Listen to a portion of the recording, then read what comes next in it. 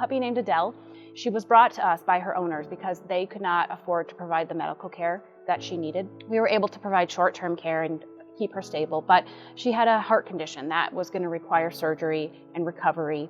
And all of that, especially for a fragile puppy, can be hard to handle through the shelter. We reached out to PawsCo thinking we know just the people for the job, and they were able to find a place for her. We could not be happier with her. We found out that I was pregnant the week we fostered her. So she's been like my little midwife doula from the start.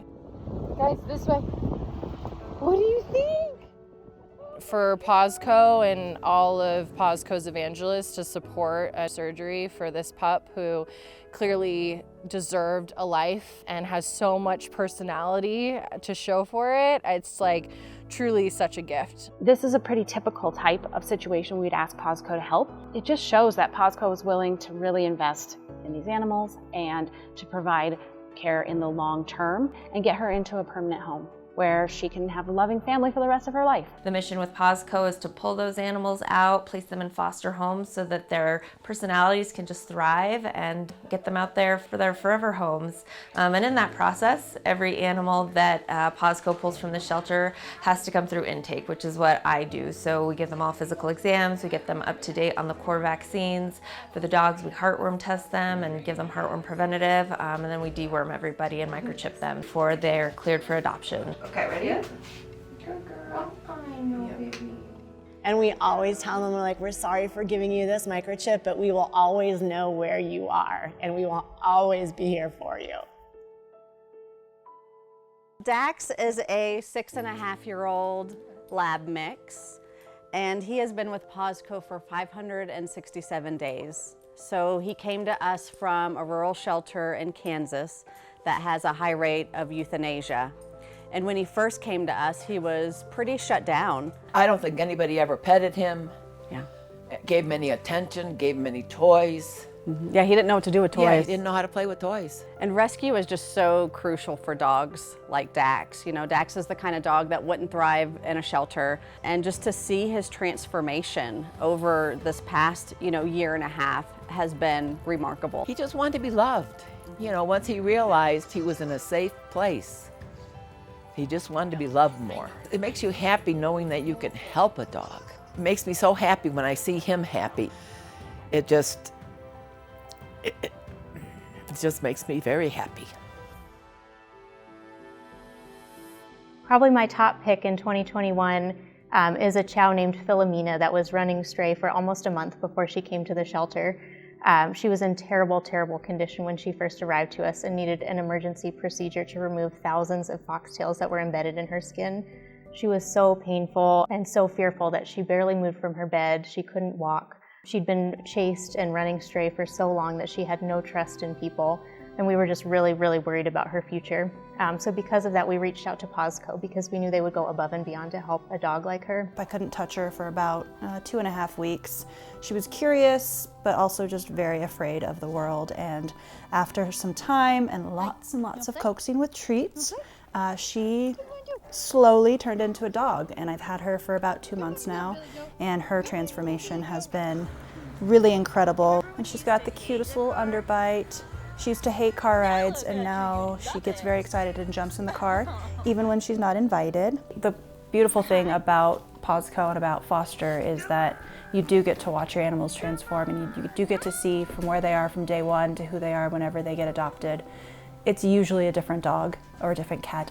Philomena is probably the most appreciative dog. Without a rescue, without PawsCo, I don't know that she would be here today. I think having a soft place to land and having a warm bed and an organization willing to take a chance on her and give her patience and time and all the things that she needs saved her life. She's a dog now, and this is what I live for. This is why I foster her right here. Because to go from not being able to touch her to a lap dog is, yeah, we knew she was gonna become the dog she needed to be and deserved to be. With the support of our donors and with the support of the people willing to put their time and money into PawsCo, we're able to help animals like this. Yeah, just good ear scratches, huh? It was just so heartwarming for all of us to know that she had gone through such a terrible experience and come out the other side to be just this vibrant, beautiful soul that we knew was inside her, but we couldn't see. It's just amazing to watch that transformation. It just fills my heart with so much joy.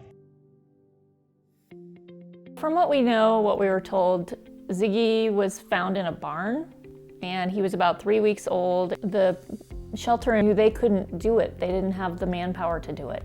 The fact that PawsCo took him in and was willing to take that responsibility for such a tiny kitten is really cool. And I've heard of places fostering animals, but the fact that PawsCo, that's all they do. I love that. It does enrich your life to have this little being that's so curious and your little buddy, and it's just a pleasure to watch them be happy and live their full life. And you know, PawsCo gave him a great start. They gave him a chance to really shine and to be who he is. And they gave us a chance to enjoy that little personality of his. 3 is a lot when they're all this big, but yeah, you know. Yeah, because she had been talking about a third dog for over a year. Yeah. And then as soon as I was open to it, within like a month we had her. Yeah. There are a lot of rescues out there with a lot of volunteer work, so there's a lot of people who are doing really wonderful, selfless work, but there's just something about PawsCo when you talk to them, it's just they're dog people. And I feel so comfortable with dog people. They love each other, you know, we've just become a big family. We have sometimes around 20,000 animals that come through our doors in a year, and so we rely on partnerships to provide that additional level of individualized, customized care for special situations. We wouldn't be able to do it without the partnership like we have with PawsCo. You're creating space for that dog that animal control just found running and is now covered in wounds and needs some medical care and needs to go into the shelter. But if the shelters are full, then that animal is euthanized and there's no place for that animal to go. But you as a foster or you as someone that's donated to medical costs have opened up that space in the shelter. You know, I just picked up a mother cat and 4 kittens from a remote shelter that is overrun with cats. And by taking out 1 cat and 4 kittens, that opens up so much space. Anyone who supports animal rescue and anyone who's going to be supporting PawsCo is supporting stories like this. The majority of our animals are not going to be those highly adoptable, just cute little fluffy dogs. The majority of our animals need a second chance and need someone to step up for them, whether it be medically or behaviorally or just a chance to get out of a rural shelter. Having the funds and the support to be able to help these types of animals is crucial to the longevity of PawsCo.